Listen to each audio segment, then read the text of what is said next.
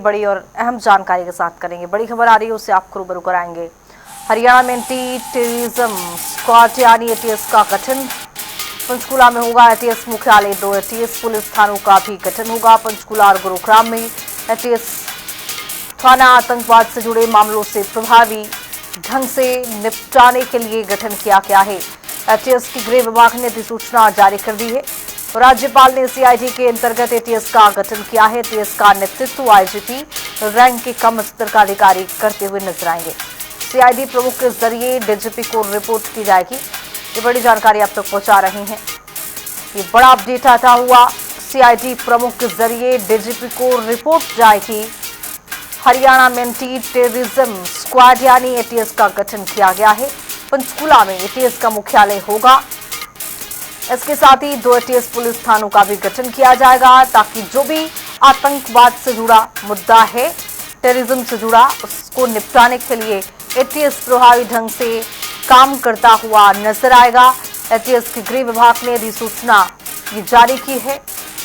राज्यपाल ने सीआईडी के अंतर्गत एटीएस का गठन किया है।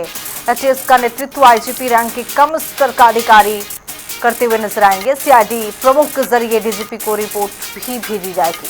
हरियाणा में एंटी टेररिज्म स्क्वाड यानी एटीएस का गठन हो चुका है। टेररिज्म को लेकर सरकार का सख्त रुख यहाँ पर ये देखा गया है कि राज्यपाल की ओर से भी ये गठन के जो आदेश हैं वो दिया गया है। गृह विभाग की ओर से भी पंचकूला गुरुग्राम में एटीएस का थाना होगा। आतंकवाद से जुड़े मामलों से प्रभावी ढंग से निपटने के लिए गठन किया गया है। ऐसी खबर पर ज्यादा जानकारी के साथ चंडीगढ़ से हमारे वरिष्ठ सहयोगी पवन सिवर जुड़ रहे हैं। पवन, अब जिस तरह से देखा गया है कि एटीएस का गठन भी किया गया है, किस तरह से एटीएस काम करेगा, इसको लेकर क्या जानकारी आपके तक?